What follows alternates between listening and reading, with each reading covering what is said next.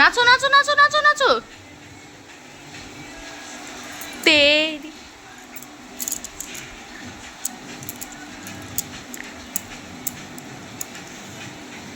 ওই দেখ ওদের কি করে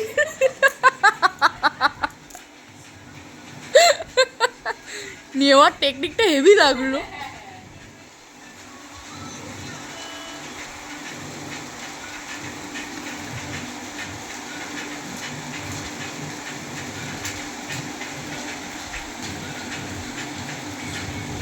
ও কিন্তু এই পুতুলটাকে ভীষণ ভয় পেত। তো আমি আমার দিদিকে বলেছিলাম দাঁড়া আমি যাই ওর ভয়টা কাটাবো। তো প্রায় ভয়টা কেটে গেছে, দেখছি ওর সাথে খেলছে কিন্তু ওর গায়ে হাত দিচ্ছে না কিছুতেই। তো আমি ওকে বারবার বলছি আয় আমার কাছে আয়, ওকে গায়ে হাত বলা সেটা করছে না। তো দেখো ওর রকতটা। হাই, ভালো আছো? এসো।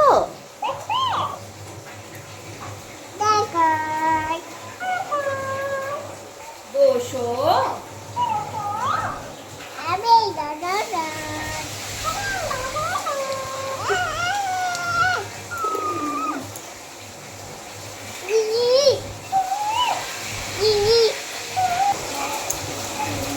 বাড়াবাড়ি হয়ে যাচ্ছে না মিমি?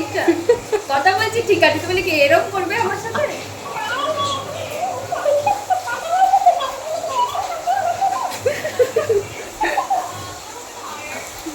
সোনা,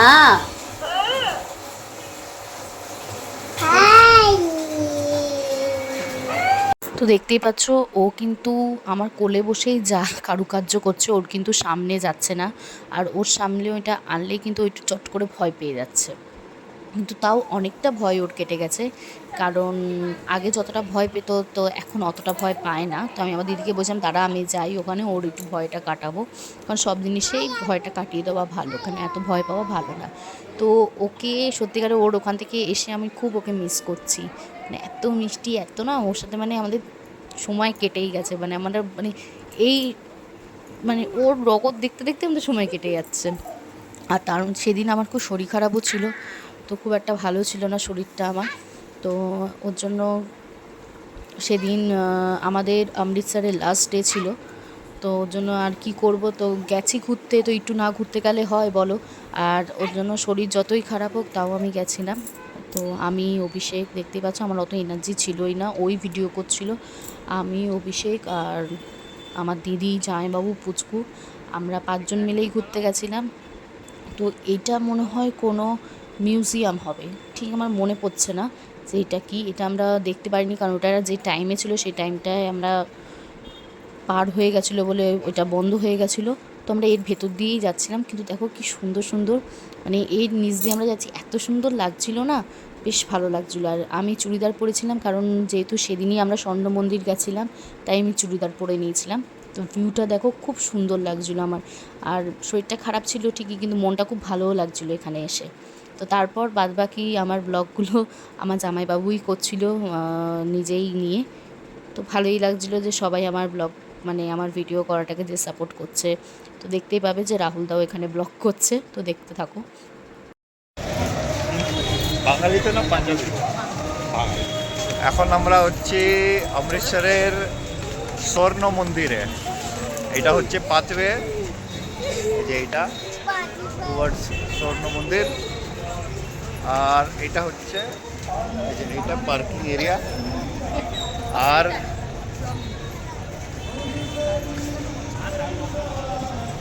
এই যে এইটা হচ্ছে একটা রেস্টুরেন্ট, হাভেলি হোটেল, 24 আওয়ার্স খোলা থাকে। আর এই পাশে যেটা দেখছেন সেটা হচ্ছে লোকেরা আসে এখানে, আরাম টারাম করে, দর্শন করে আবার চলে যায়। এখন আমরা চলে এসেছি হল মার্কেটে।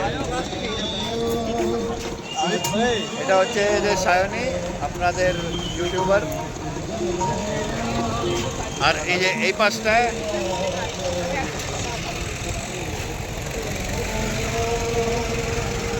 আমার পেছন দিকে হচ্ছে হল মার্কেট। এখন স্টার্ট হবে হল মার্কেট। দেখতেই পেলেন যে রাহুল দাই ব্লগ করছিল, কারণ এখানে ও যেহেতু থাকে ও ভালো করে বলতে পারবে যে কোথায় কী আছে না আছে, তো ওই দায়িত্ব নিয়ে করছিল। তো অনেকটা আমি রেস্ট পেয়েছিলাম যে না, ও সব কিছু দেখাচ্ছিল। তো এই দেখো, এখান দিয়ে আমরা এখন যাচ্ছি, মানে এটা ওই দিকটা যেহেতু হলমার্কেটের রাস্তা দিয়ে আমরা যাচ্ছি। অনেকক্ষণ পর তোমাদের সাথে কথা বলছি, কারণ আমার আজকে শরীরটা একদমই ভালো নেই। তো আজকে আমার জামাইবাবু মানে রাহুল দা আর অভিষেকই বেশিরভাগটা ব্লগ মানে করছে। তো যেহেতু আমি করতে পারছি না, তার জন্য ওদেরকেই আমি দায়িত্ব দিয়েছি দেখবার। তো এখন আমরা মোটামুটি চলে এসেছি যে স্বর্ণ মন্দির। তো ওর জন্য এখন অভিষেক আর রাহুল দা মাথার নিচ্ছে, রুমাল নিচ্ছে, কারণ ওখানে একটা নিয়ম আছে, তোমরা সবাই জানো। আর আমরা যেহেতু চুড়িদার পরে এসেছি, তো আমরা ওনাটাকেই মাথায় নিয়ে নেবো। তো দেখিয়ে দিই যে এখানে কিন্তু মানে যে রুমালগুলো নেওয়া হচ্ছে, এগুলো 30 রুপিস করে। তো দেখে নাও তোমরা আগে। আর এখানেই হল মার্কেটটা, তো আমরা স্বর্ণ মন্দির ঘুরে এসে একটু হল মার্কেটেও যাব। তো দেখো,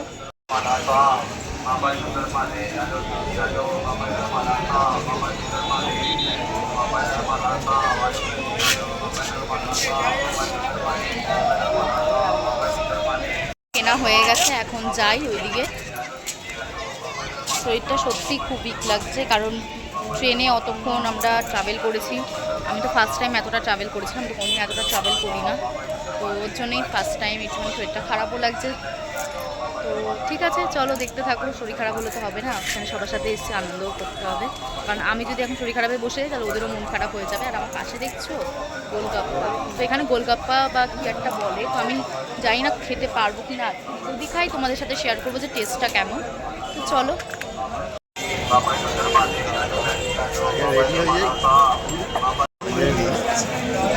আমার পাঞ্জাবি, তো চলো।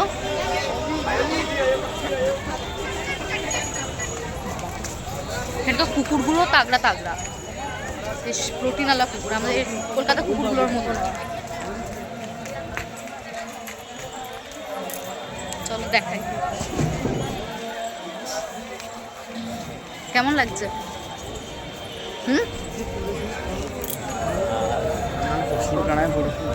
কেমন লাগছে? দারুণ জায়গা, কিছুটা আমাদের ম্যাল রোড টাইপের দার্জিলিংয়ের, কিন্তু অনেক অনেক ফাঁকা আর বেশ অনেকটা চওড়া জায়গা, তো সবাই মিলে এনজয় করতে পারে এখানে। বেশ ভাল লাগছে। যেমন কুচ্চি বুড়িটা যাচ্ছে, কুচ্চি বুড়ি।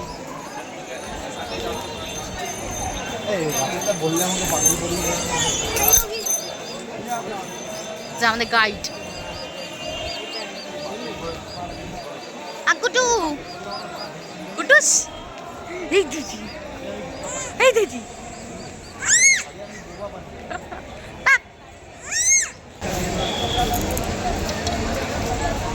জালিয়ানাবাগ, তো তোমরা সবাই জানো জালিয়ানাবাগের হিস্ট্রি। তো ওখানেই এসছি, দেখতে পাচ্ছ পেছনে জালিয়ানাবাগ। তো এখন যাই, গিয়ে দেখা হোক। চলো দেখাই, যদি ওখানে ক্যামেরা মানে ফোন অ্যালাউ থাকে বা ভিডিও করা অ্যালাউ থাকে, তো নিশ্চয়ই দেখাবো।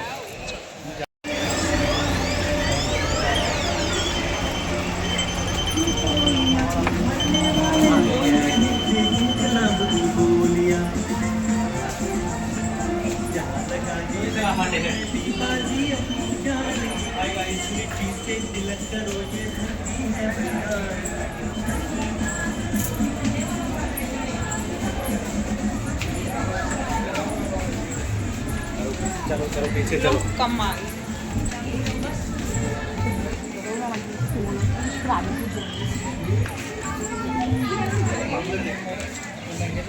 জায়গাটা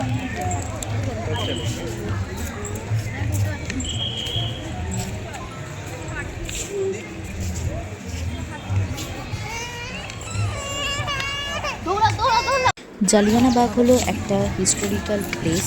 তো এর সম্বন্ধে আমরা হিস্ট্রি, ইতিহাস বইতে প্রচুর পড়েছি। তো সেখানেই শুধু বই পড়েছি, তারপর সেই জায়গাটায় গিয়ে বিশ্বাস করো আমার পুরো গায়ে কাঁটা দিয়ে উঠেছে।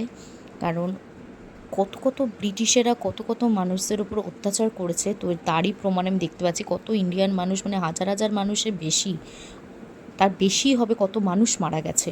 তো এখানে দেখতে পাচ্ছ যে দেয়ালে যে হোয়াইট মার্কগুলো করে রাখা হয়েছে, তো সেগুলো হচ্ছে কিন্তু এখান থেকে বুলেট মানে আমাদের গুলির যে রয়েছে, এটা গুলির কিন্তু সিম্বল, দেখেছো কত দেয়ালে সাইন।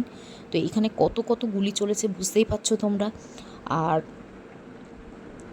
জালিয়ানওয়ালাবাগ থেকেই খুব একটা দূরে আমাদের স্বর্ণ মন্দির নয়, খুবই কাছে। তো ফার্স্টে আমরা জালিয়ানওয়ালাবাগে গেছিলাম, তো তারপর ওখান থেকে আমরা কিছুক্ষণ ঘুরে টুরে এখানে একটা ছোট্ট মিটিং রাখা হয়েছিল, ঠিক আছে, ভগৎ সিং এর নেতৃত্বে। হ্যাঁ, ভগৎ সিং আসার আগে এই খবরটা ইংরেজদের কানে কোনোভাবে পৌঁছে যায় যে এখানে একটা গ্যাদারিং তৈরি হচ্ছে। তো এইটা চারদিকে এমনি খোলা ছিল, ওই গেট থেকে ওদের উপর গুলি চালায়, প্রায় 3000 রাউন্ড গুলি।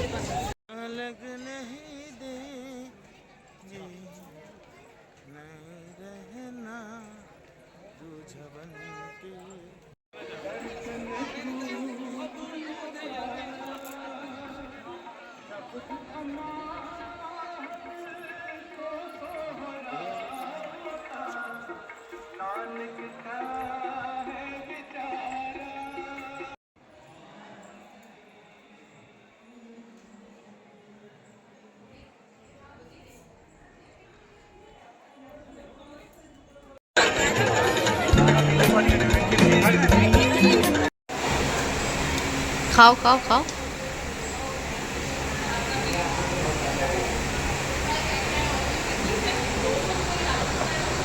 কি রে, তো কেমন লাগছে?